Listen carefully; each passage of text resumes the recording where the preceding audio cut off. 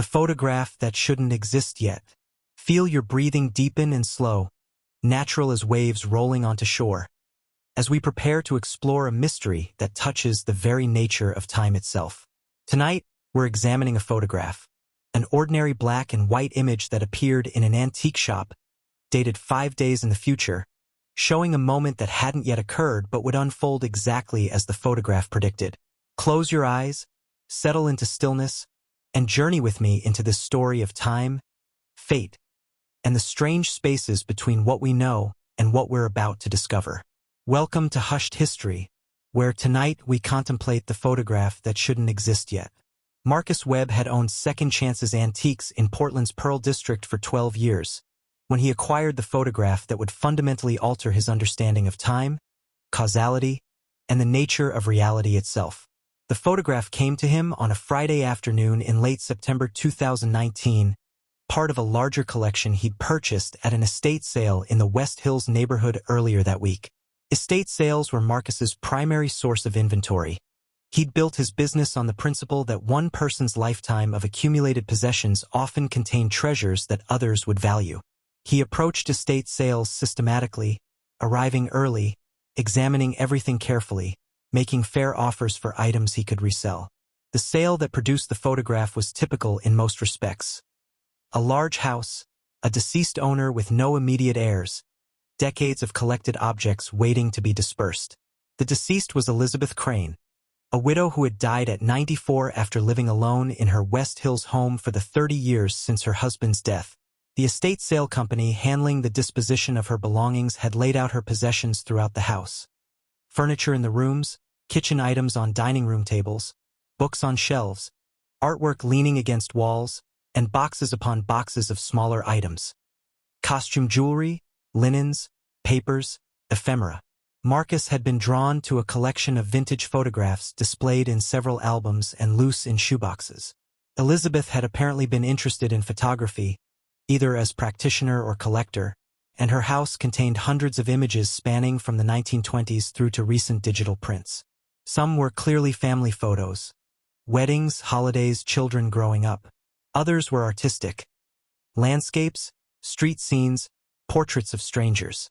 Marcus saw potential value in the collection and purchased the entire lot, for large boxes of photographs, for $300. He'd brought the boxes back to his shop Friday afternoon and begun sorting through them during the slow hours before closing. Most were what he expected. Vintage family snapshots, some artistically composed images from mid-century, a few more recent photographs of declining technical quality as Elizabeth's eyesight presumably failed with age. He was sorting them into categories: family photos in one pile, artistic work in another, potentially valuable vintage images in a third, when he encountered the photograph that would change everything. It was a black and white image, 4 by 6 inches, printed on photographic paper that felt vintage to Marcus's experienced touch, thicker and more substantial than modern photo paper, with a slight glossy finish and faintly yellowed edges.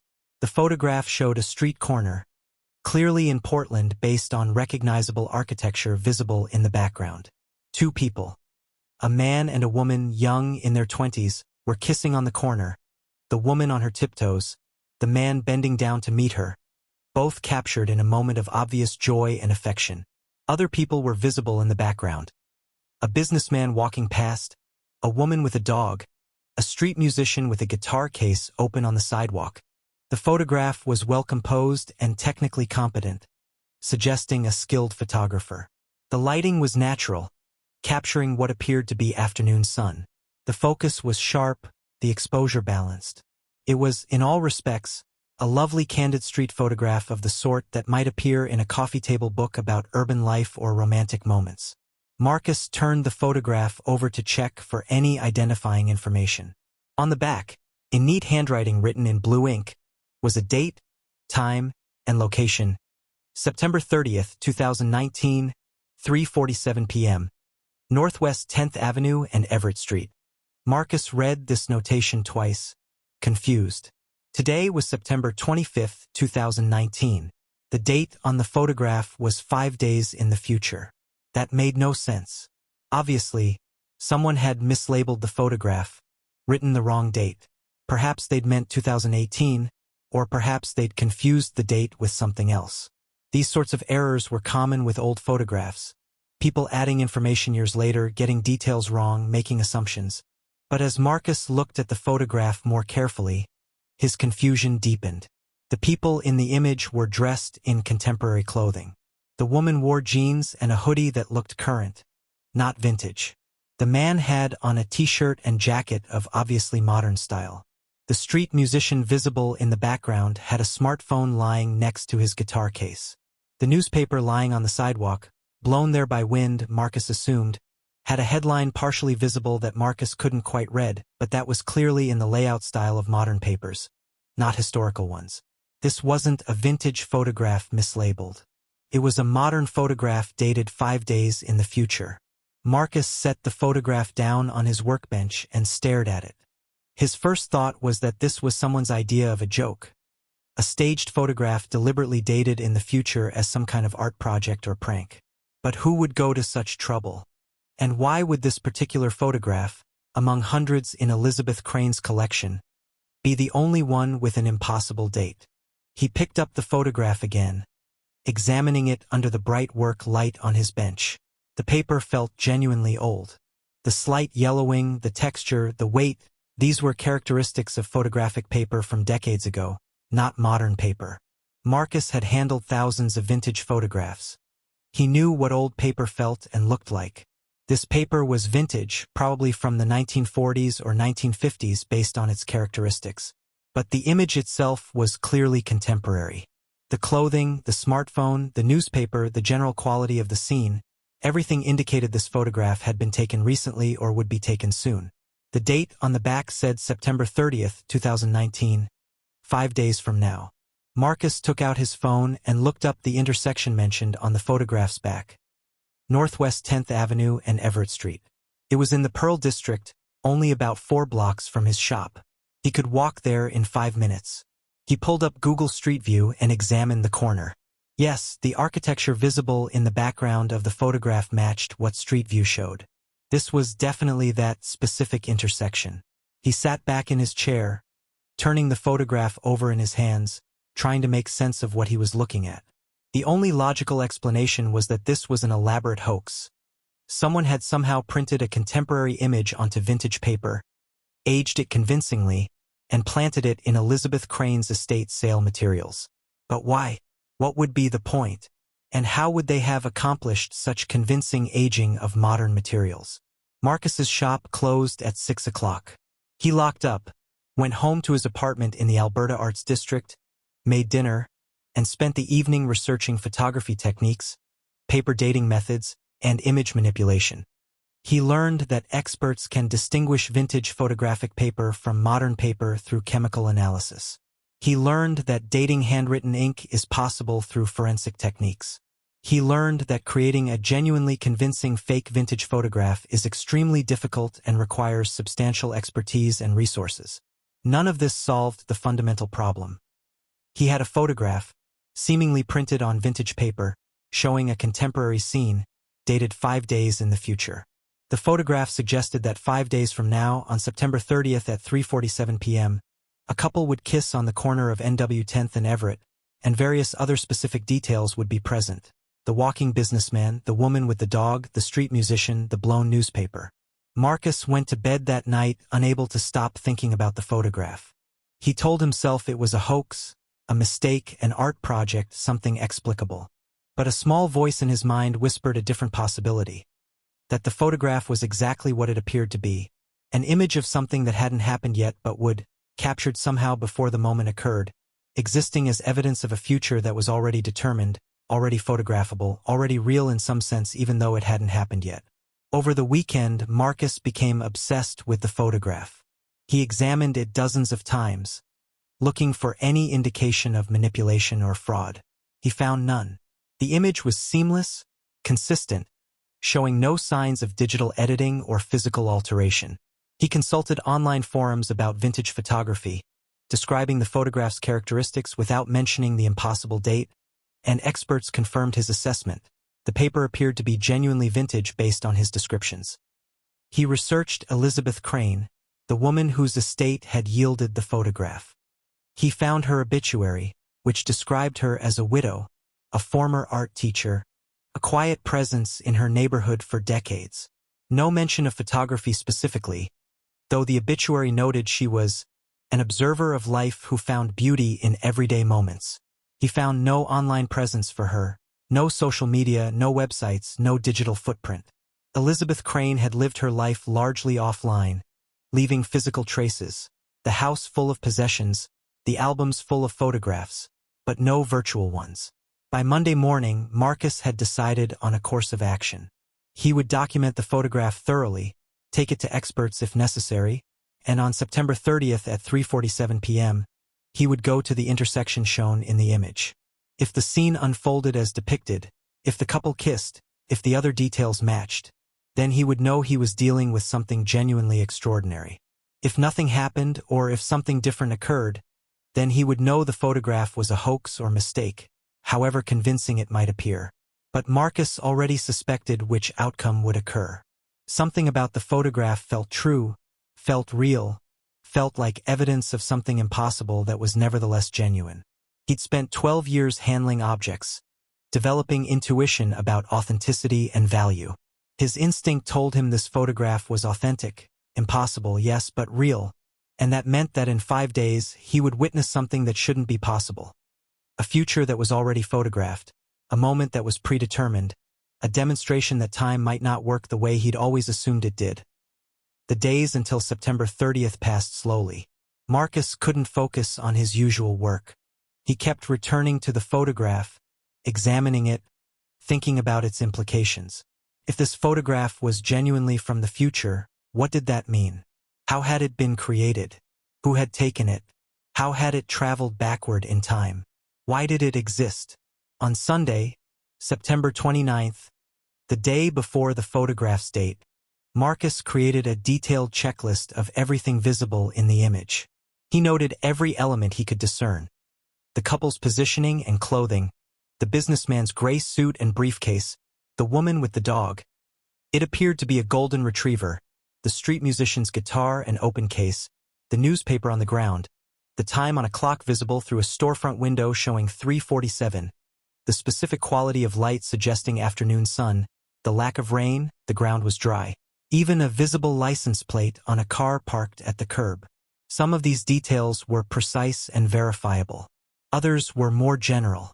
But taken together, they created a specific scene that either would or would not occur at the time and place the photograph indicated. On Monday, September 30th, Marcus closed his shop at 3 o'clock and walked to the intersection of Northwest 10th Avenue and Everett Street.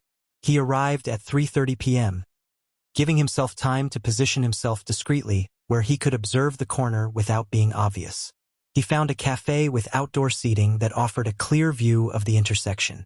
He ordered coffee and sat at a table, the photograph in his jacket pocket, his phone ready to take pictures and video of whatever happened or didn't happen in the next 17 minutes. The intersection was normally busy. This was the Pearl District, a trendy neighborhood with restaurants, galleries, and shops. People walked past constantly. Cars drove by. Life proceeded in its usual urban rhythm. Marcus watched, waiting, his pulse elevated, his attention focused entirely on the scene in front of him. At 3:40 p.m., a man with a guitar appeared and set up on the corner, exactly where the street musician was positioned in the photograph. Marcus's heart rate increased. The man opened his guitar case, displaying it for tips, just as shown in the photograph, and began playing. At 3:43 p.m., a woman walking a golden retriever approached from the south. Marcus watched her progress toward the intersection, matching the photograph's positioning. She stopped at the corner, waiting for the traffic light to change. At 3:45 p.m., a businessman in a gray suit, carrying a briefcase, appeared from the west, walking toward the intersection. He was on his phone, his attention divided between the call and navigating the sidewalk. At 3:46 p.m., a young couple came into view from the north. The woman was wearing jeans and a hoodie, the same outfit visible in the photograph. The man wore a t-shirt and jacket, again, matching the image Marcus had memorized. Marcus pulled out his phone and began recording video, his hands slightly shaking. He watched as all the elements aligned. The couple approaching the intersection, the woman with the dog waiting at the corner, the businessman walking past while talking on his phone, the street musician playing guitar. At exactly 3:47 p.m., Marcus checked his phone's clock to confirm the time. The young man stopped walking, turned to the young woman, and pulled her into a kiss. She rose on her tiptoes to meet him, exactly as shown in the photograph. They kissed on the corner, oblivious to the world around them, captured in their moment of joy. At the same instant, the businessman walked past them, his attention still on his phone call.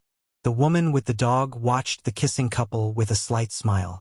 The street musician continued playing, and a gust of wind blew down the street, picking up a discarded newspaper and tumbling it along the sidewalk, where it came to rest near the guitarist's open case. Marcus stopped breathing. He was watching the exact scene from the photograph unfold in front of him, every detail matching, every element aligning. The couple, the businessman, the woman with the dog, the musician, the newspaper, all of it happening exactly as the photograph had shown, exactly at the time it had indicated, exactly at this intersection. The moment lasted perhaps 15 seconds. Then the couple stopped kissing, laughed together, and continued walking. The businessman moved on, his phone call continuing. The woman with the dog crossed the street when the light changed. Life proceeded. The specific configuration of people and moment dissipated as quickly as it had formed. But Marcus had witnessed it. He had video of it. He could confirm that a photograph dated 5 days before this moment had accurately shown exactly what would occur. The photograph shouldn't exist. It was dated before the scene it depicted had happened, but it did exist, and its prophecy had come true with impossible precision. Marcus sat at the cafe table for another 30 minutes, his coffee growing cold, his mind trying to process what he'd just witnessed. He'd come to the intersection with a mixture of skepticism and hope, expecting either to debunk the photograph as a hoax or to witness something extraordinary. What he'd witnessed was far more extraordinary than he'd been prepared for. This wasn't a lucky guess or a vague prediction. This was specific, detailed, accurate down to the minute and the precise configuration of people and objects. The photograph had shown the future, and the future had occurred exactly as photographed. Finally, Marcus walked back to his shop, locked himself inside, and sat in his back office with the photograph in front of him. He looked at his video footage, pausing it at moments that matched the photograph's composition. The correlation was perfect. The photograph showed what the video showed, what his eyes had witnessed. The only difference was that the photograph had existed 5 days before the moment it depicted.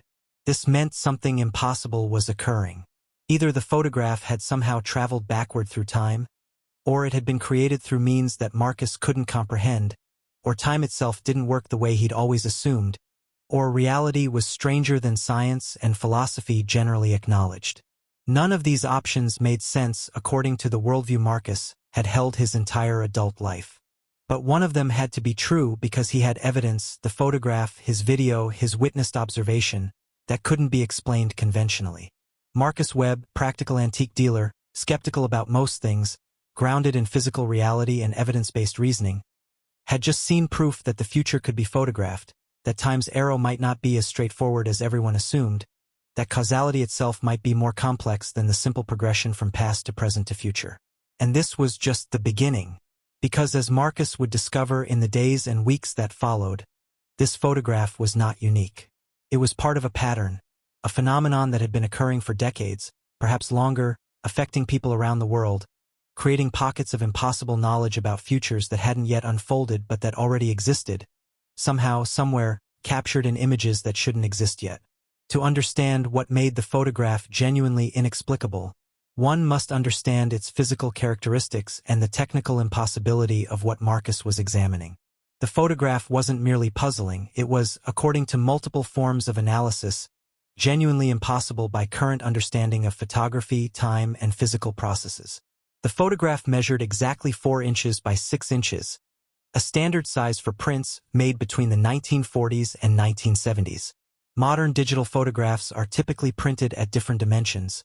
4 by 6 remains common, but the paper quality and printing process are distinctly different from vintage chemical photography. The paper itself was the first major indicator of the photograph's age. Marcus, after his experience at the intersection, took the photograph to a professional conservator he knew who specialized in vintage photographs and documents. The conservator, Dr. Linda Moreno, examined the photograph using various non-destructive techniques. "This paper is definitely vintage," Dr. Moreno confirmed after her analysis. "Based on the thickness, the coating characteristics, and the slight yellowing pattern, I date it to somewhere between 1945 and 1960. It's gelatin silver print paper, which was the standard for that era. The specific texture and weight match papers manufactured by companies like Kodak and Agfa during that period. There's no way to manufacture modern paper that would have these exact characteristics. The chemical processes and materials used are different now." Dr. Moreno used a microscope to examine the photograph's surface. The grain structure of the image is consistent with chemical film photography, actual silver halide crystals forming the image. Digital prints, even those trying to mimic film, have different patterns when viewed under magnification. This is genuine film-based photography, processed through traditional darkroom techniques.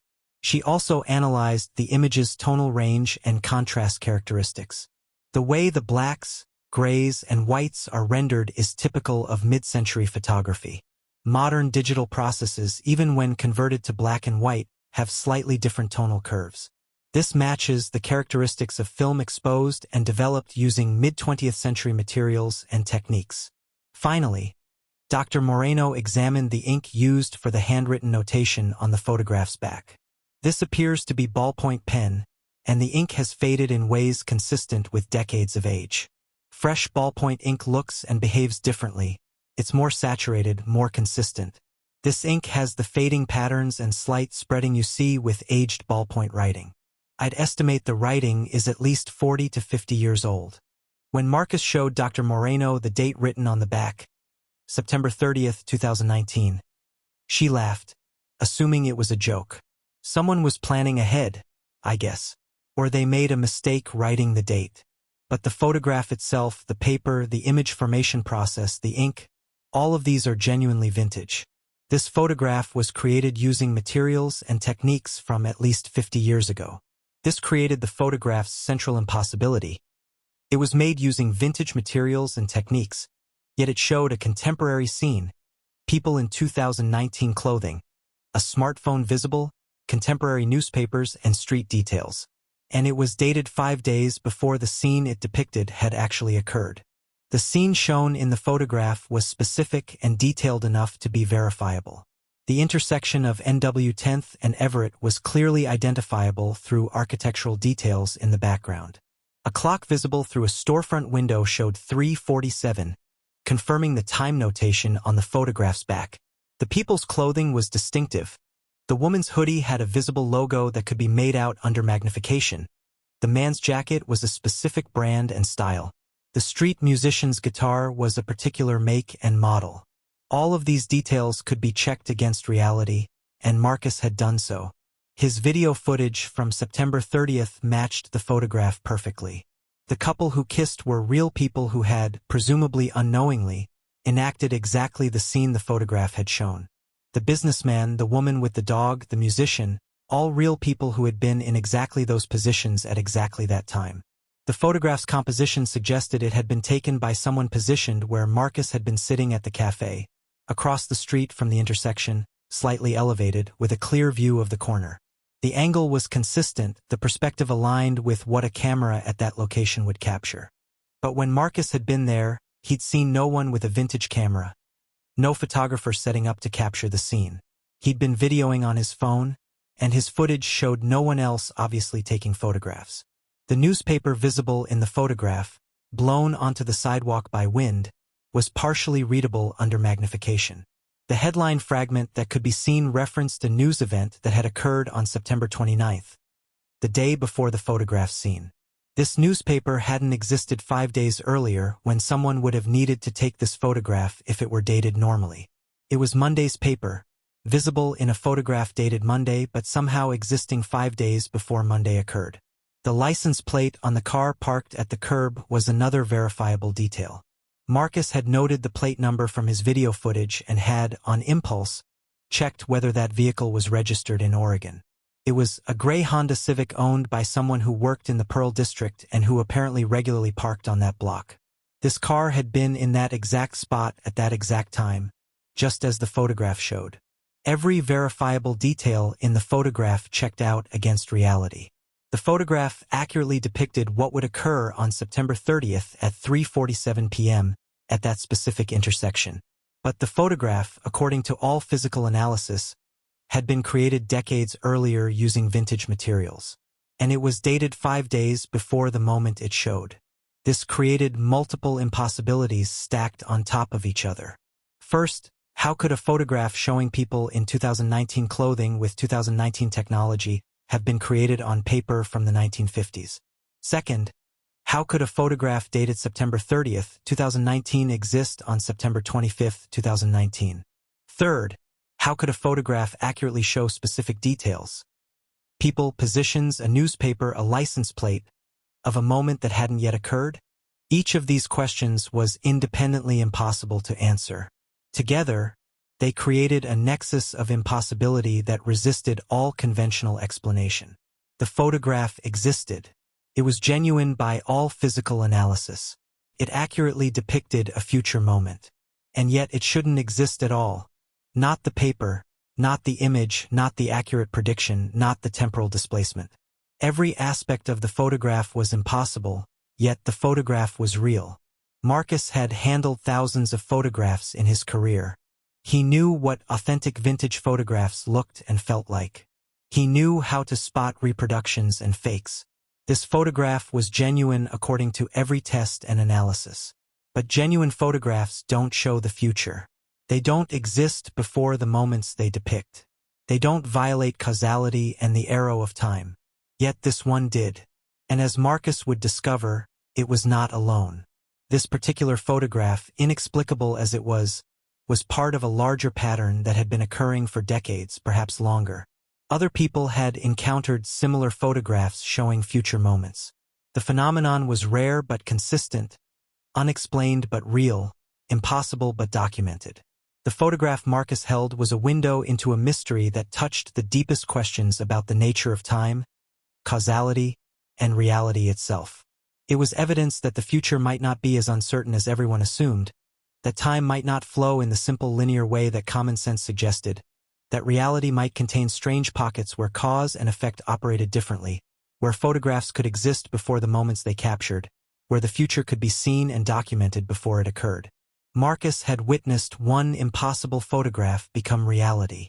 In the days that followed, he would discover he was far from alone in encountering this phenomenon, and that the implications reached far beyond one photograph of one kissing couple on one Portland street corner. After confirming that the photograph's prediction had come true, Marcus Webb entered a period of intense investigation and growing obsession. He needed to understand where this photograph had come from, how it had been created, and whether it was unique or part of a larger pattern. His investigation would lead him down paths he'd never imagined exploring, connecting him with a hidden community of people who'd experienced similar phenomena and forcing him to reconsider fundamental assumptions about reality. His first step was to learn more about Elizabeth Crane, the woman whose estate sale had yielded the photograph. Marcus had purchased her entire photograph collection, so he had access to hundreds of images from her life and interests. He spent several days carefully examining every photograph in the collection, looking for other images with future dates or unusual characteristics. What he found was troubling and fascinating in equal measure. Among the 4 boxes of photographs, Marcus discovered 17 other images with dates that seemed anomalous. 11 of these showed dates that had already passed, future dates when Marcus acquired them, but past dates by the time he examined them carefully. 6 showed dates that were still in the future, ranging from 1 week to 3 months ahead. The 11 photographs with dates now in the past were particularly interesting because Marcus could verify whether they'd been accurate. One showed a street scene in Portland dated October 3, 2018, nearly a year before Marcus acquired it. The scene showed people at a bus stop during what appeared to be rain, with specific details visible: advertising on the bus shelter, the bus route number, the clothing people wore. Marcus researched whether this scene could be verified. He checked weather records. It had indeed rained in Portland on October 3, 2018. He contacted the transit authority and confirmed that a bus stop at the location shown in the photograph existed and was served by the route number visible on the bus. He couldn't verify whether the specific people had been at that stop at that time, but everything verifiable about the photograph was accurate. Another photograph showed a wedding. A couple posed under an arch decorated with flowers, guests visible in the background. The date on the back was June 15, 2019. Marcus couldn't identify the couple or the location from the photograph alone, but he noted details. The bride's dress style, the groom's suit, the flower types in the arch, what appeared to be a hotel or resort setting in the background. On impulse, Marcus searched social media for Portland weddings on June 15, 2019. He found dozens, but one in particular caught his attention. A couple who had married at a hotel in the Pearl District, with photos posted showing an arch decorated with roses and greenery that matched the photograph's details. The couple's poses and clothing matched. It appeared to be the same wedding, photographed 3 months before it occurred and somehow ending up in Elizabeth Crane's collection of photographs. Each of the 11 past-dated photographs checked out against reality in ways that Marcus could verify. Street scenes matched recorded weather and traffic conditions. Events shown in the images had occurred on the dates indicated. The photographs appeared to be genuinely precognitive, showing futures that later became reality. The 6 photographs with dates still ahead were more concerning. Marcus now had images allegedly showing moments that would occur in the coming weeks and months. Should he try to verify these? Should he be present at the indicated times and places? And if these proved accurate like the others, what would that mean? Before making those decisions, Marcus focused on learning more about Elizabeth Crane herself. He wanted to understand how she'd acquired these photographs, whether she'd been aware of their unusual nature, and whether she'd left any information that might explain the phenomenon. The estate sale company that had handled Elizabeth's belongings connected Marcus with her attorney, who confirmed that Elizabeth had died with no close living relatives. Her will had designated most of her assets for charity, and her personal possessions were to be sold with proceeds also going to charitable causes. The attorney had no specific information about the photograph collection and had never heard Elizabeth mention anything unusual about her interests or possessions. Marcus tracked down neighbors who had known Elizabeth. Most described her as quiet, pleasant, unremarkable. A widow who kept to herself but was friendly when encountered. No one mentioned anything odd about her or reported unusual behavior. One neighbor, an elderly woman named Patricia Walsh who had lived next to Elizabeth for 20 years, had a bit more to share. Elizabeth was artistic, Patricia told Marcus when he visited. She painted, though she never showed her work publicly. And she took photographs, or at least she was interested in photographs. I'd see her sometimes looking at photographs in her house, laying them out on tables, examining them with magnifying glasses like she was studying them. I asked her once what she was looking at, and she said she collected interesting images, moments that mattered, she called them. I didn't think much of it at the time. Patricia remembered one conversation with Elizabeth that seemed potentially relevant. I asked her once, this was maybe 5 years ago, I asked her if she ever felt like she knew what was going to happen before it happened. I just had that experience where you dream about something and then it happens, you know? And I was curious if she'd experienced that. She got this strange look on her face and said, sometimes we're shown what's coming, whether we want to see it or not. I asked what she meant, but she changed the subject. I remember thinking it was an odd thing to say. Marcus asked Patricia if she knew whether Elizabeth had any special abilities or interests in the paranormal. Patricia shook her head. Not that she talked about. She was very normal, very grounded. If she experienced anything unusual, she kept it to herself. But now that you mention it, she did have this habit of not seeming surprised by things. Events that shocked the neighborhood. A car accident, a house fire, even when the Johnson's son died suddenly. Elizabeth would react sadly but not with surprise. It was like she already knew, somehow. This suggested Elizabeth had been aware of the precognitive photographs and perhaps had been receiving them for many years. But had she been passively receiving them, or had she somehow created them? Was she a recipient or a source? Marcus's next discovery came when he found a journal among Elizabeth's belongings that the estate sale had included in a box of books. The journal was old, its leather cover worn, its pages yellowed.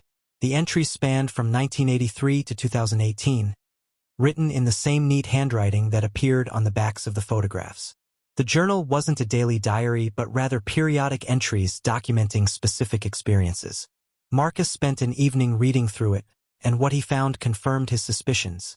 Elizabeth had been receiving precognitive photographs for decades. The first entry, dated March 15, 1983, read, "Another one arrived today. I found it in the mailbox, though there was no postage, no return address, just the photograph in a plain envelope. It shows Sarah's graduation, dated May 22nd. How can this be? The graduation is 2 months away, yet here is a photograph showing it already happened, showing Sarah in her cap and gown, showing me in the audience, showing exactly what will occur. I've learned not to question anymore. They come, they're always accurate, and I document them. That's all I can do." Later entries followed similar patterns. Elizabeth would note receiving a photograph, describe what it showed, record its date, and then verify whether the event occurred as depicted. She documented dozens of these photographs over 35 years, creating a careful record of an impossible phenomenon she'd experienced but never publicly discussed. A particularly revealing entry from 1995 read, "I've tried to find others who experienced this. I've looked for patterns, for explanations. I've consulted physics books, philosophy texts, spiritual writings. Nothing explains it adequately. The photographs arrive, sometimes in the mail, sometimes I find them lying on a table or tucked into a book I'm reading. They always show futures, usually small moments of no great importance. A stranger buying coffee, a child playing in a park, a car parking on a street. Occasionally they show moments that matter to me personally. Friends' weddings, my own doctor appointments, once even my husband's funeral, which I received 2 weeks before he died. That one nearly broke me. Knowing, but not being able to prevent it, not being able to change what was already photographed and would inevitably occur." This entry revealed something important. Elizabeth had received a photograph showing her husband's death before it occurred. This suggested the photographs weren't merely documenting random futures but sometimes showed significant moments, perhaps as warnings or preparations. It also raised the haunting question Marcus had been avoiding. Could the futures shown in these photographs be changed, or were they fixed, inevitable, already determined? Elizabeth's journal addressed this question in an entry from 2001. "I've tried to change what the photographs show. Early on, when I received one showing a car accident at a specific intersection, I went there at the indicated time and tried to wave drivers away, to prevent the accident. But it happened anyway, just with slight variations from the photograph, different cars, same accident, same outcome. I've concluded that the photographs show probability clouds, futures that will manifest in some form even if exact details vary. Or perhaps they show fixed moments, and any attempts to change them are already factored into the timeline, already part of what occurs. Either way, I've given up trying to prevent what I'm shown. I simply document, observe, and accept." This was wisdom born of decades of experience with the phenomenon. Elizabeth had gone through the process Marcus was just beginning. Shock, investigation, attempted intervention, and finally acceptance. She'd learned to live with foreknowledge, to carry impossible information about futures that would inevitably unfold.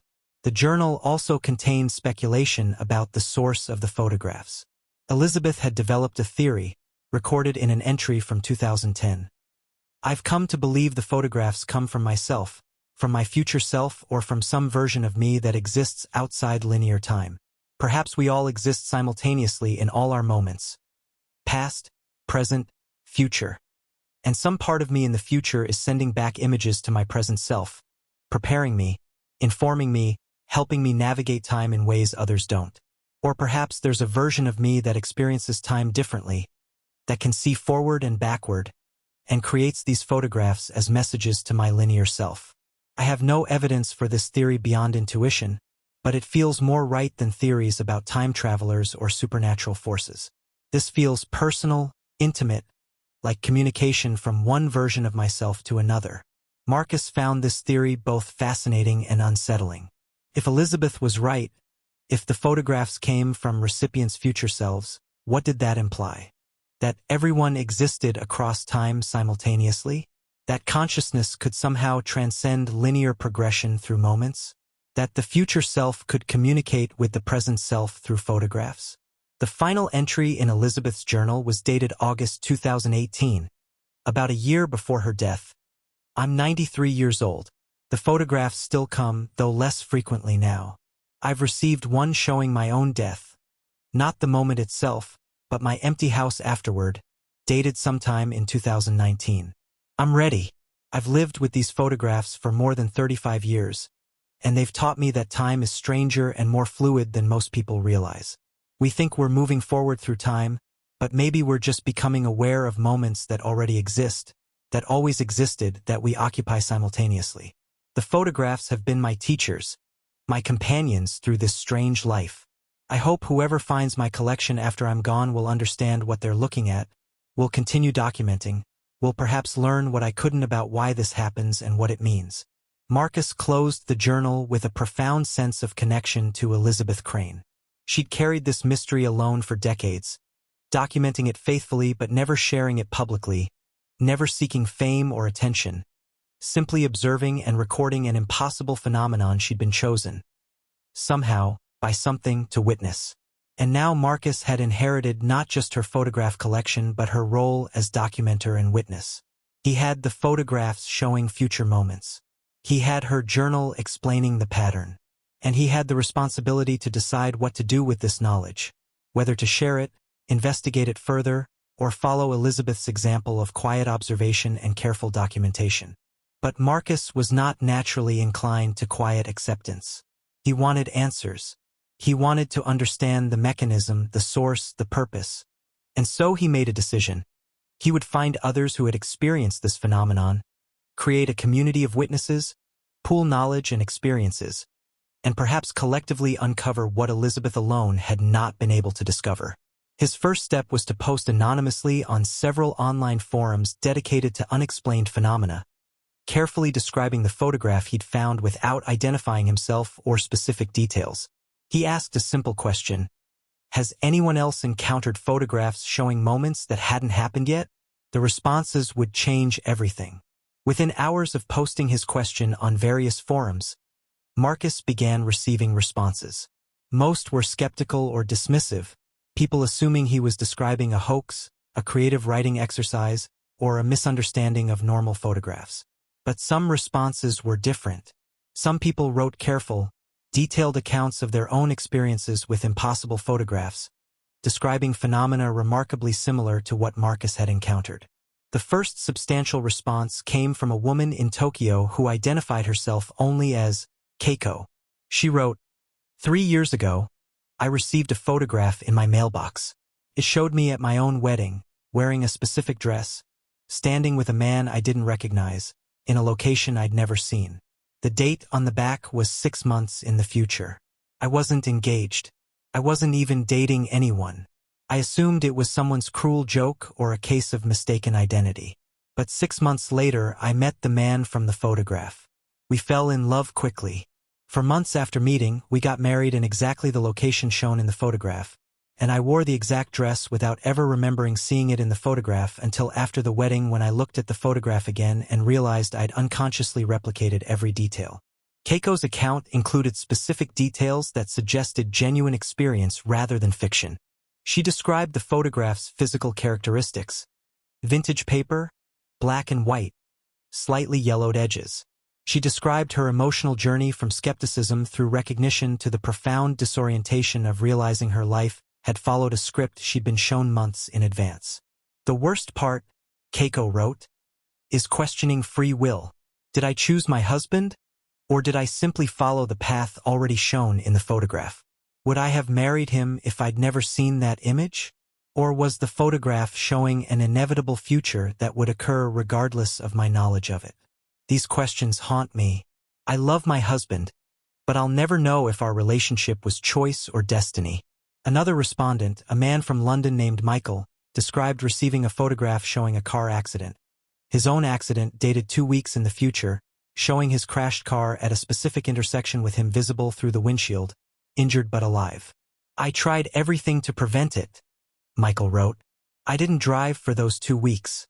I took buses, walked, avoided that intersection entirely. But on the date shown in the photograph, I was running late for an important meeting, called a taxi, and the taxi crashed at that exact intersection at the exact time shown in the photograph. I was injured exactly as the photograph had shown. The photograph was correct despite my attempts to avoid the predicted future. I've concluded that these photographs show fixed points, moments that will occur regardless of our attempts to prevent them. We have the illusion of choice, but the photograph proves the future is already determined, already happened in some sense." A teenager named Sarah from Chicago wrote about finding a photograph of her high school graduation, dated 6 months in the future, showing her in a specific dress, receiving her diploma from a specific principal, with specific friends visible in the audience. "Everything happened exactly as the photograph showed," Sarah wrote. "I didn't even remember the photograph until after graduation, when I was looking through old pictures and found it again. Then I realized that my choice of dress, the timing, the people present, all of it matched the photograph perfectly. It's like I followed a script without knowing I was doing it." Over the following days, Marcus received more than 30 detailed responses from people around the world describing similar experiences. The pattern was remarkably consistent. People received or found photographs showing futures ranging from days to months ahead. The photographs were on vintage or unusual paper. The predictions were specific and detailed, and they came true with eerie accuracy.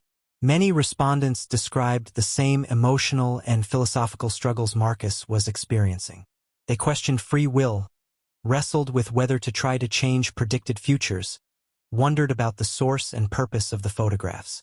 Several mentioned experiencing anxiety or depression triggered by carrying foreknowledge of futures they couldn't prevent or change.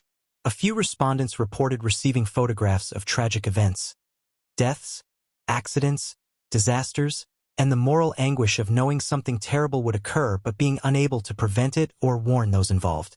One woman described receiving a photograph showing a house fire dated 1 week in the future. She went to the address shown in the photograph and tried to warn the residents, but they thought she was insane and called the police. The fire occurred exactly as shown, exactly when shown, and the woman carried guilt for not preventing it despite having tried. Marcus also heard from a handful of people who claimed to have successfully altered futures shown in photographs, though these accounts were less consistent and harder to verify. One man described receiving a photograph showing his girlfriend leaving him, dated 2 weeks ahead. "I used those 2 weeks to work on our relationship," he wrote. "I was more attentive, more present, addressed issues we'd been avoiding. When the date arrived, we didn't break up. The photograph showed something that didn't happen. Either I changed the future, or the photograph was showing a probability that I managed to avoid through my actions." These accounts of successfully changing predicted futures were controversial within the emerging community of photograph recipients. Some believed the photographs showed fixed, inevitable futures. Others believed they showed probabilities that could be altered through conscious choice and action. Still others believed the photographs themselves were part of the causal chain, that receiving them caused people to behave differently, and that these changed behaviors were already factored into whatever future the photograph ultimately showed. Marcus began corresponding regularly with several of the respondents, eventually creating a private online forum where photograph recipients could share experiences, support each other, and collaborate on trying to understand the phenomenon. The forum grew to include more than 60 members from 15 countries, all connected by the strange shared experience of receiving photographs that showed futures before they occurred. The forum members developed a collective vocabulary for discussing their experiences. They called the photographs previews or precogs. They called themselves recipients or viewers. They developed protocols for documenting new photographs when received, photographing the photograph, noting all visible details, creating verification checklists to confirm accuracy after the predicted moment occurred. They also created an archive, with members uploading images of their precognitive photographs along with documentation of the future moments once they occurred. This archive became a remarkable collection of impossible evidence. Dozens of photographs showing futures, alongside proof that those futures had manifested exactly as shown. One pattern that emerged from comparing accounts was that the photographs seemed to show personally relevant moments or publicly observable events, never truly private moments that would be unwitnessable. They showed futures that could be verified, that could be experienced or observed, that left evidence of their occurrence. This suggested, some forum members theorized, that the photographs were meant to be understood as real, that whoever or whatever created them wanted recipients to be able to verify their accuracy. Another pattern was that the photographs often arrived at emotionally significant times in recipients' lives. People reported receiving them during periods of transition, crisis, or decision-making. Elizabeth Crane's journal had noted this pattern too. Photographs arriving when she most needed to prepare for something ahead, or when she was questioning her life's direction. Marcus shared Elizabeth's journal with the forum, and it became a central text for the community. Her decades of experience and her careful documentation provided a foundation for understanding the phenomenon. Her wisdom about accepting rather than fighting foreknowledge resonated with members who were struggling with the burden of knowing futures they couldn't prevent. One forum member, a philosophy professor named Dr. Rajesh Kumar, wrote an extensive essay examining the implications of precognitive photographs for understanding time and causality. If these photographs are genuine, and the evidence suggests they are, then the future exists in some sense, Kumar wrote, not as a vague possibility cloud but as something concrete enough to be photographed. This implies either that time doesn't flow the way we think it does, or that multiple timelines exist simultaneously, or that consciousness can somehow access information from futures that haven't yet occurred in our experience timeline. All of these possibilities challenge fundamental assumptions about the nature of time, free will, and causality. Kumar's essay sparked extensive discussion on the forum. Members debated block universe theory, the idea that all moments past, present, and future exist simultaneously, quantum mechanics, and the many worlds interpretation, suggesting every possible future exists in some branch of reality. Retrocausality, the idea that future events can influence the past, and various philosophical frameworks for understanding time and consciousness. But beneath all the intellectual discussion was a more personal reality. These people were living with foreknowledge, carrying information about futures that would inevitably or probably unfold, and dealing with the psychological burden that created. Some found it empowering. They could prepare for futures, make better decisions, avoid dangers. Others found it crushing. They felt like actors in a predetermined script, lacking genuine choice, living out futures that were already written. Marcus found himself somewhere in the middle. The precognitive photographs fascinated him intellectually and had given him a sense of purpose, documenting and understanding the phenomenon, building community among recipients. But they also troubled him deeply. If the future could be photographed, was it fixed?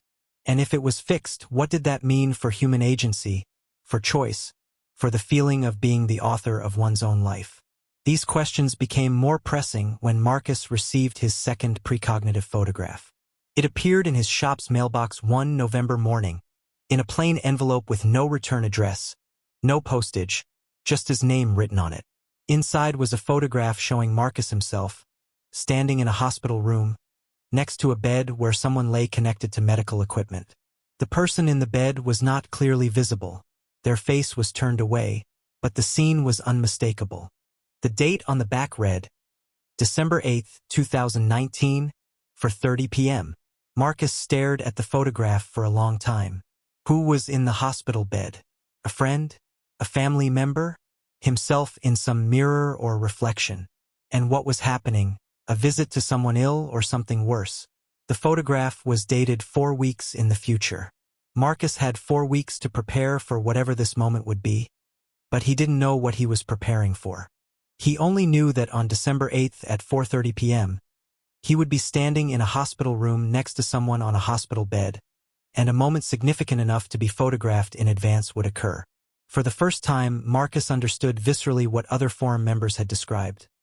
The burden of foreknowledge, the anxiety of knowing a moment is coming but not understanding its full meaning or implications, the way precognitive photographs could create dread as easily as preparation. He shared the photograph on the forum, asking for advice. The responses were supportive but couldn't resolve his uncertainty. Some members advised him to try to avoid hospitals on December 8th, to stay away from medical settings, to attempt to prevent the photographed moment from occurring. Others advised acceptance. If the moment would occur, it would occur, and fighting it would only create additional anxiety. Still, others suggested using the time to prepare emotionally, to ready himself for whatever the photograph indicated. Marcus spent the next 4 weeks in a state of heightened awareness, noticing every phone call, every email, every potential harbinger of bad news. He checked in with family and friends more frequently than usual, subtly trying to assess whether anyone was having health problems that might lead to hospitalization. He carried the photograph with him, looking at it repeatedly, trying to discern clues from the visible details, the type of hospital room, any equipment visible, the apparent time of day suggested by lighting. December 8th approached with terrible inevitability. Marcus couldn't stop it, couldn't avoid the date, could only wait for whatever the photograph predicted to unfold. And when it did, when the call came at 3:45 p.m. on December 8th informing him that his brother had been in a motorcycle accident and was in the emergency room, Marcus felt a strange mixture of confirmation and grief. The photograph had been right, as they always were, and he would spend the next hours and days living out the moment it had shown, standing in that hospital room at 4:30 p.m., next to his brother's bed, experiencing the fear and uncertainty the photograph had documented before it occurred. His brother survived, though recovery took months. And Marcus learned firsthand what Elizabeth Crane had known for decades. Precognitive photographs could prepare you, but they couldn't protect you from pain. They could show you futures, but they couldn't tell you how to feel about those futures or how to navigate the emotions that came with foreknowledge.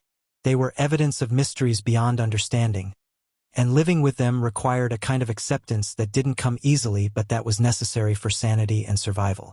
As the community of photograph recipients grew and shared experiences, certain scientific and philosophical questions became unavoidable. How could photographs show futures? What mechanism could possibly allow images to exist before the moments they depicted? And what did this phenomenon reveal about the nature of time, causality, and reality?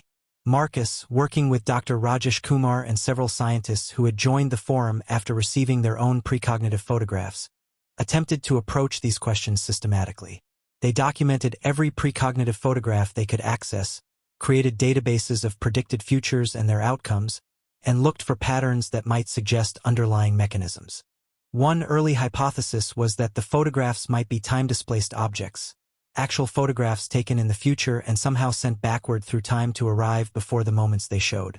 This would require either time travel technology or some natural phenomenon that allowed objects to move backward through time's arrow. Dr. Sarah Chun, a theoretical physicist from MIT who had received a precognitive photograph showing her giving a lecture, explored this possibility seriously.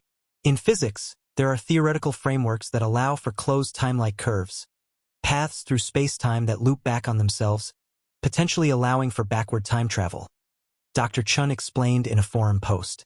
If such curves exist and if objects could traverse them, a photograph taken in the future could theoretically arrive in the past. However, this raises enormous causality problems. If I receive a photograph from the future, I might behave differently because of that knowledge, potentially changing the future in ways that would prevent the photograph from being taken in the first place. This is the classic grandfather paradox of time travel. Dr. Chun noted that most precognitive photographs seem to show moments that occurred regardless of recipients' knowledge, suggesting some kind of self-consistent causality where the photographs were always part of the timeline and didn't create paradoxes. But this self-consistency is itself mysterious, she continued. It suggests the universe somehow prevents paradoxes, that timelines have built-in error correction that ensures consistency even when information flows backward through time. We don't understand such mechanisms, but the photograph's consistent accuracy suggests something like this must be operating. Another hypothesis involved quantum mechanics and the many worlds interpretation, which proposes that every quantum event creates branching timelines where all possible outcomes occur. Under this model, precognitive photographs might be images from other timelines that somehow cross into our timeline, showing futures that will occur in our branch of reality because the timelines are initially aligned and only diverge later. Dr. Kumar found this theory appealing philosophically but practically limited. The problem is explaining why these particular photographs cross timelines and arrive in our hands. Is it random? Is there some selection process? And why do they show futures in our timeline specifically rather than divergent futures that won't occur here? The many worlds model is mathematically elegant but doesn't provide clear mechanisms for these specific phenomena. A more exotic possibility was proposed by a mathematician named Dr. Lisa Wong, who had received a precognitive photograph showing her solving a complex proof. She suggested that consciousness might not be bound by linear time in the way physical objects are. What if consciousness, whatever that is, exists across time simultaneously, experiencing all moments at once but with attention focused on one moment at a time, creating the illusion of linear progression? In this model, precognitive photographs might be information transmitted from one's future conscious state to one's present conscious state, somehow manifested physically as photographs through processes we don't understand. Elizabeth Crane's theory that photographs came from her future self aligns with this idea. This consciousness-based theory was difficult to test but resonated with many recipients who reported feeling that the photographs were somehow personal, meant specifically for them, rather than random objects that happened to arrive. The photographs often showed personally relevant moments, arrived at meaningful times, and seemed to know what would matter to their recipients. This suggested intention and knowledge that was hard to attribute to mere physical processes. Religious and spiritual interpretations also emerged in the forum discussions. Some members believed the photographs were messages from God or divine consciousness, showing futures as preparation or warning. Others interpreted them through Eastern philosophical frameworks of karma and dharma, suggesting the photographs showed destinies that individuals were meant to fulfill. Still others saw them as evidence of a designed universe where future is as real as past and where certain events are woven into the fabric of reality by whatever intelligence or principle orders existence. Marcus listened to all these theories with interest but increasing skepticism about finding definitive answers. The more he learned, the more he realized that the phenomenon might be fundamentally inexplicable using current human knowledge and frameworks. The photographs were real, their predictions were accurate, but the mechanism and source might remain mysterious indefinitely. What he could study were the patterns and effects. Working with data from the forum's archive, Marcus identified several consistent characteristics of precognitive photographs. They showed moments that would occur within days to months of receipt, never years ahead. They showed publicly observable or personally witnessed moments, never truly private events. They arrived through mysterious means, found in mailboxes without postage, discovered lying on tables, appearing in photograph collections, but never handed directly by another person. They were always on physical photographic paper, never digital, suggesting something about the medium was important to the phenomenon. They could not be prevented from manifesting. The predicted moments occurred with remarkable consistency despite recipients' attempts to avoid them. They seemed to know their recipients, showing moments that were personally relevant or significant rather than random events. These patterns suggested intelligence and intention behind the photographs, even if the source of that intelligence remained unknown. The photographs weren't random glimpses of future, they were curated, selected, delivered to specific people for reasons that might be meaningful even if not understood. The question of whether futures shown in photographs could be changed remained unresolved. The forum had documented a few cases where recipients claimed to have altered predicted outcomes, but these were controversial. When examined closely, most changed futures turned out to be variations rather than true changes. The essential event occurred, but with modified details, suggesting the photographs showed probability clouds or essential moments that manifested in flexible forms. Marcus's brother's accident was an example. The photograph had shown Marcus in a hospital room at a specific time. The photograph hadn't shown how his brother arrived there or exactly what had happened, just the moment itself. Could Marcus have prevented the accident? Perhaps, if he'd known his brother was planning to ride his motorcycle that day, if he'd convinced him not to. But Marcus hadn't known, and even if he had, would his brother have listened? The causal chain leading to that hospital moment involved countless decisions and circumstances beyond Marcus's control. This suggested that what the photographs showed were convergence points, moments that many possible paths led to, making them highly probable or inevitable. Minor details might vary, but the essential moment would occur because too many factors pushed toward it for individual choice to easily redirect. The philosophical implications were profound. If the photographs showed inevitable moments, this suggested a universe with predetermined key events even if smaller details remained flexible. But if they showed probabilities that could be altered, this suggested a more open future where foreknowledge could enable meaningful change. The data supported both interpretations partially, leaving the question unresolved. What was clear was that the photographs created burdens for recipients regardless of philosophical interpretation. Carrying foreknowledge was difficult psychologically. It created anxiety, reduced spontaneity, made people question every choice and decision.